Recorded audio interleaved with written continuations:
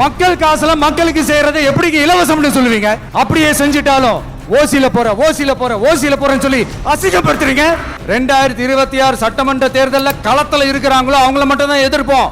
சும்மா களத்திலே இல்லாதவங்களையும் களத்துக்கும் அவங்களுக்கும் சம்பந்தமே இல்லாதவங்களையும் எதிர்க்கிற ஐடியாலாம் இல்ல பாஸ்.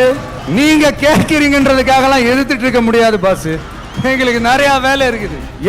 எத்தனை பொய்யான வாக்குறுதிகள். வந்த உடனே நீட்டை ரத்து செய்வோம், கல்வி கடனை ரத்து செய்வோம், கேஸ் சிலிண்டருக்கு மானியமா 100 ரூபாய் தருவோம், என்னெல்லாம் அடிச்சு விட்டுட்டு இன்னி வரைக்கும் கேட்கிறேன், இதெல்லாம் சொன்னாங்களே செஞ்சாங்களா? தமிழ்நாட்டில் உள்ள ஆறுகளை சுத்தப்படுத்துவோம்னு சொன்னாங்களே செஞ்சாங்களா? ஆனா ஆத்து மணலை கொள்ளையடிக்கிறதுல மட்டும் வேலைய கரெக்டா செய்வாங்க. இவங்க எப்பவுமே இப்படிதான், சொல்றது ஒண்ணு செய்யறது ஒண்ணு. திமுகவும் பிரச்சனைகளும் ஃபெவிகால் போட்டு ஓட்டின ஃப்ரெண்ட்ஸ் மாதிரி ஒன்னில இருந்து ஒன்ன பிரிக்கவே முடியாது.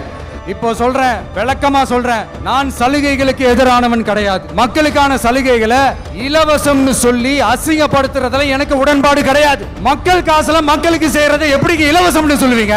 அப்படியே செஞ்சிட்டாலும் ஓசில போறேன்னு சொல்லி அசிங்கப்படுத்துறீங்க.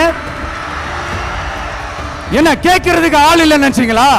மக்களுக்கு ஒண்ணுன்னா இந்த விஜய் வந்து நிப்பா, இந்த விஜய் வந்து கேள்வி கேட்பா.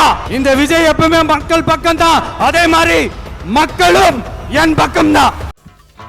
చంపొద్దు నేను